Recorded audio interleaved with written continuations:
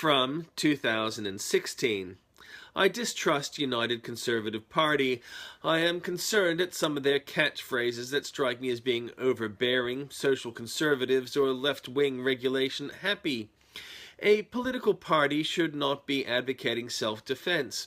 Australia is not subservient to anyone, but our leaders seem to like giving money to foreign powers for kickbacks.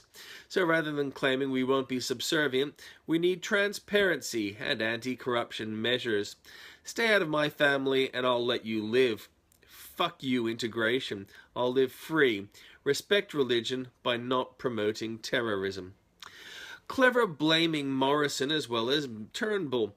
Turnbull has too much control and Treasury too little. I doubt Morrison has been free to produce effective policy. It seems to me that this deal is entirely about replacing the diesel submarines with nuclear power ones.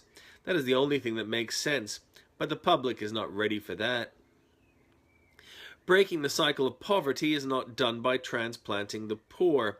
It is done by growing domestic markets and letting capitalism work. I feel the left wing have censored thought for so long, they are suffering angst over not being original. Take that cultural appropriation and shove it up your bum.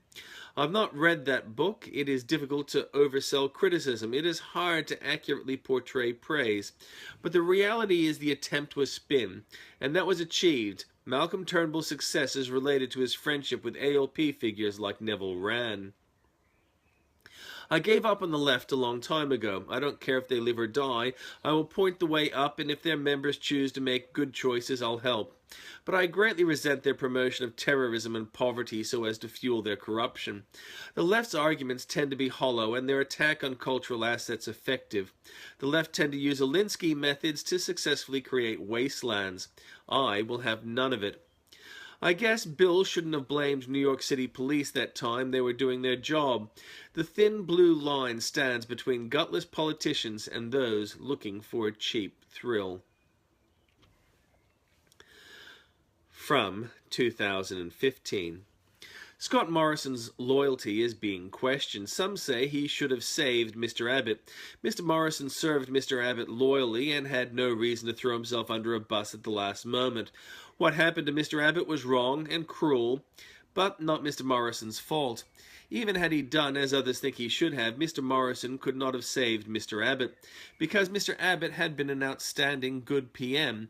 Unlike Rudd, Abbott had many achievements he could point to, from international kudos for leadership over MH17 and MH360, through international security in solving illegal migration for Australia, or cutting some $50 billion of spending, despite entrenched opposition among independents. More remarkably, Abbott achieved it despite internal party opposition. Malcolm Turnbull has become PM by promising to fix problems he created, and that is not Mr. Morrison's fault. For some, at the moment, the sex party has more credibility.